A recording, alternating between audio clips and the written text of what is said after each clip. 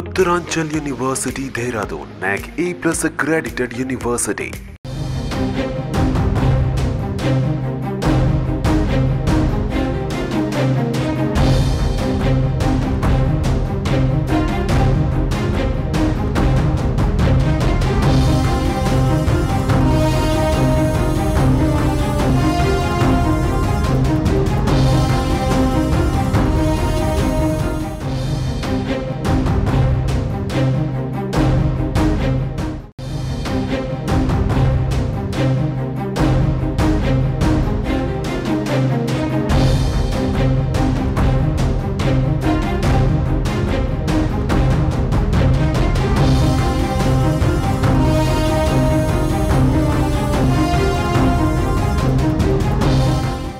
Delhi liquor scam కేసులో BRS MLC కవిత bail petition పై ED CBI వాదనలు ముగిశాయి.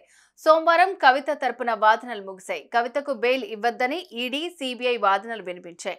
బెయిల్ ఇస్తే సాక్ష్యాలను ధ్వంసం చేసే అవకాశం ఉందని తెలిపాయి. కేసులో కవిత కీలక పాత్రధారి అని, దీనికి వాట్సాప్ చాట్, ఇతర ఆధారాలు ఉన్నాయని పేర్కొంది. వాదనల అనంతరం జస్టిస్ స్వర్ణకాంత శర్మ బెయిల్పై తీర్పును రిజర్వ్ చేశారు. దీంతో కవితకు బెయిల్ వస్తుందా రాదా అని సర్వత్రా ఆసక్తి నెలకొంది.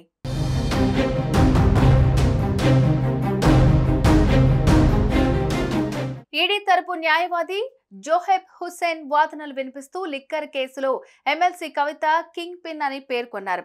లిక్కర్ కేసులో అక్రమ సొమ్ము ఆమెకు చేరిందని, దీనికి సంబంధించిన వాట్సాప్ చాట్లు తమ వద్ద ఉన్నాయని చెప్పారు. ఇండియా అహెడ్ ఛానల్లో పెట్టుబడి పెట్టారని అన్నారు. ఫోన్లలోని డేటాను ధ్వంసం చేశారని జోహెబ్ హుస్సేన్ కోర్టుకు తెలిపారు. ఈడీకి ఇచ్చిన ఫోన్లలోని డేటాను ఫార్మాట్ చేసినట్టు ఫోరెన్సిక్ నివేదిక ఇచ్చిందని తెలిపారు. డిజిటల్ డేటా ధ్వంసంపై పొంతనలేని సమాధానాలు ఇచ్చారని జోహెబ్ హుస్సేన్ వాదనలు వినిపించారు.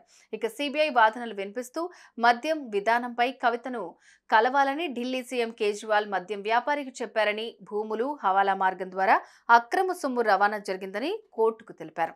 ఈ కేసులో కవిత పాత్రపై అనేక సాక్ష్యాలు, వాంగ్మూలాలు ఉన్నాయని, అందుకే కవిత అరెస్ట్ తప్పనిసరి అని కోర్టుకు వివరించారు. ఈ లిక్కర్ కేసులో కవిత ప్రధాన లబ్ధిదారు. కవితకు కొత్త ఆరోగ్య సమస్యలు ఏమీ లేవని, ఆమెకు బెయిల్ ఇవ్వాల్సిన అవసరం లేదని అన్నారు.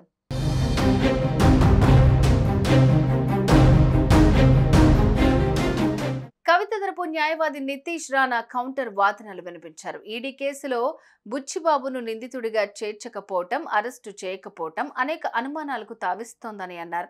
బుచ్చిబాబు స్టేట్మెంట్లు కోర్టు పట్టించుకోవద్దని చెప్పారు. ఆగస్టు 2023 తర్వాత ఎలాంటి కొత్త సాక్ష్యాలు ఈడీ చూపలేదని, సాక్ష్యాల ధ్వంసం చేసిన సమయంలో ఎందుకు అరెస్ట్ చేయలేదని ప్రశ్నించారు. 190 కోట్ల అక్రమ సొమ్ము చేరిందన్న ఈడీ వాదనలో ఒక్క పైసా కూడా కవిత ఖాతాకు చేరలేదని వాదించారు. దీనిపై ఎలాంటి సాక్ష్యాలు ఈడీ చూపలేదన్నారు. కవిత అరెస్టులో సిబిఐ చట్ట ప్రకారం నడుచుకోలేదని, సిబిఐ కవిత అరెస్టుకు కారణాలు చెప్పలేదని అన్నారు. ఇరు వర్గాల వాదనలు విన్న జస్టిస్ స్వర్ణకాంత శర్మ తీర్పును రిజర్వ్ చేశారు.